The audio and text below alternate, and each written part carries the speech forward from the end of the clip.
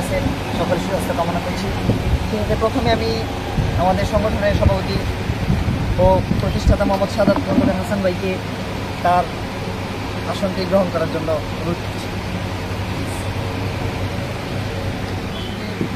সাধারণ সম্পাদক মোহাম্মদ আলী ইমরান ভাইকে তারা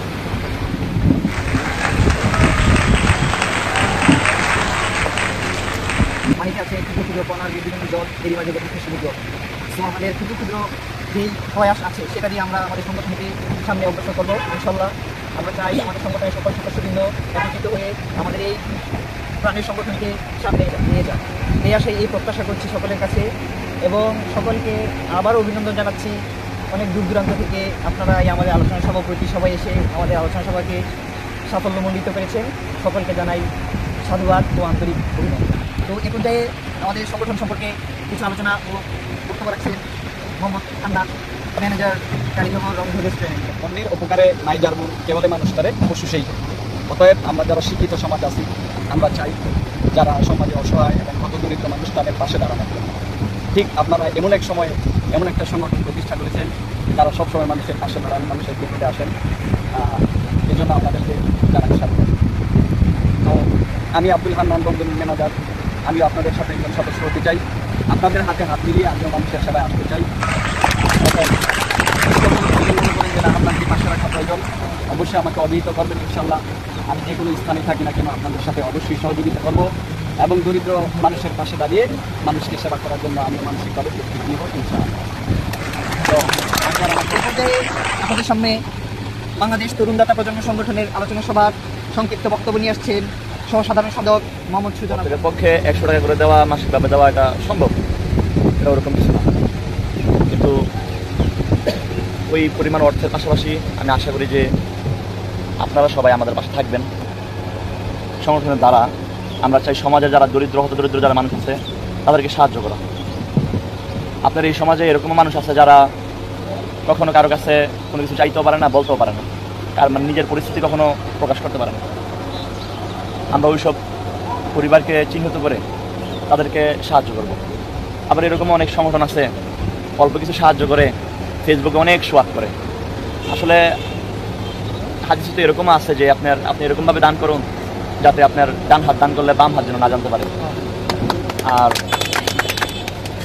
যখন এই মানুষগুলো যখন একজন মানুষকে সাহায্য করে, হেল্প করে, ফেসবুকে আপনার ফটো শো আপ করে, তখন কিন্তু ওই মানুষটা যে মানুষটার সাহায্য পাইলো ওই মানুষটার মন কিন্তু ছোটো হয়ে যায় যে আমার পরিস্থিতি আমার কিছু থাকতো, আজকে তো আমার পরিস্থিতি মানুষ জানতে পারলো। তাই আমরা সর্বোচ্চভাবে চেষ্টা করব গোপনীয়ভাবে মানুষকে সাহায্য করা, আর অবশ্যই প্রকাশ্যভাবে সাহায্য করা থেকে গোপনীয়ভাবে সাহায্য করা এটা অতি উত্তম। আর আপনাদের কাছে সকলের কাছে দোয়া চাই যেন আমাদের এই সংগঠনকে আমরা আরও সামনের দিকে এগিয়ে নিয়ে যেতে পারি, সকলের সাহায্য কামনা করি। এ বলে আমার বক্তব্য আজকে শেষ করলাম।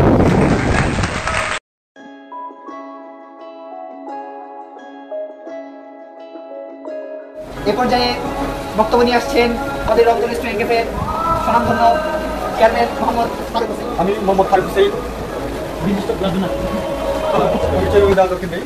মোহাম্মদ ফারুক হোসেন। আপনাদের সকলকে ধন্যবাদ যে আমাকে আপনাদের এত সুন্দর একটা সংগঠনে বক্তব্য দেওয়ার সুযোগ করে দেওয়ার জন্য। আমি ধন্যবাদ জানাচ্ছি অত্র সংগঠনের সভাপতি সাদাত হাসান ভাইকে এবং সাধারণ সম্পাদক আলী ইমরান ভাইকে। তো আমরা আমাদের সংগঠনের যত সদস্য আছে প্রত্যেকের তো একটা চাঁদার হার আছেই, ওটা তো কন্টিনিউ থাকবে। পাশাপাশি যদি কোনো বড় দুর্ঘটনা ঘটে বা কোনো ব্যক্তি যদি আমরা মনে করি যে তাকে খুব শীঘ্রই একটা সাহায্য করা দরকার, ওই ক্ষেত্রে আমরা চাঁদার দিকে তাকাবো না। আমরা যারা আছি স্বাবলম্বী তারা সবাই মিলে একটা আলাদা ফান্ড, যেমন যে যা দেয় ওটা দিয়ে যাতে ওই মানুষটার সমস্যা তাৎক্ষণিকভাবে সমাধান করতে পারে, ওইটা আমাদের লক্ষ্য রাখতে হবে। কারণ আমরা বছর শেষে একটা মানুষকে বা 20টা মানুষকে সহযোগিতা করবো, এটা তো করবেন। এর মাঝখান থেকে একটা মানুষ বছর শেষ হওয়ার আগেই বিপদগ্রস্ত, ওনার তাৎক্ষণিক সমস্যা সমাধান করতে হবে। ওই ক্ষেত্রে আমরা যারা স্বাবলম্বী আছি সবাই মিলে আলাদা একটা বোর্ড গঠন করে কীভাবে সমস্যা সমাধান করা যায় ওই দিকে লক্ষ্য রেখে বাজেট করে যাতে আমরা সমাধান অবশ্যই আমাদের এই সংগঠনটা বর্তমান যাই আছে ভবিষ্যতে যদি আরো বড় পরিসরে পুরো বাংলাদেশে ছড়াই পড়ে। প্রত্যেকটা জেলায় একটা করে থাকবে, শাখা থাকবে, যাতে প্রত্যেকটা আমার পক্ষে আর সম্ভব না বরিশাল গিয়ে সমাধান করা। বরিশালে যারা আছে তারা বরিশালে সমাধান করবে, আমার মুন্সিগঞ্জে যারা আছে আমি মুন্সিগঞ্জেরটা দেখবো। এভাবে প্রত্যেকটা জেলার এক একটা শাখা থাকবে যাতে তাৎক্ষণিকভাবে তার জেলার সমাধানটা হয়। যাই হোক, সর্বশেষে এটাই বলতে চাই, একটা ভালো উদ্যোগ নিয়েছে এবং আমাদের প্রত্যেকটা মানুষের উচিত এই উদ্যোগকে সম্পন্ন করা যায় ওদিকে লক্ষ্য রাখা। সবার জন্য দোয়া রইল এবং বিশেষ করে আমার বড় ভাইয়ের জন্য দোয়া রইল, যিনি একটি মহৎ উদ্যোগ নিয়েছেন। তো ভাই ভালো থাকবেন, আপনাকে ধন্যবাদ, আর আমাদের জন্য দোয়া করবেন। আপনাদের জন্য দোয়া রইল যাতে আপনাদের এই সংগঠন আরো দ্রুত গতিতে এগিয়ে যায় এবং আমরা যাতে আপনাদের পাশে থাকতে পারি।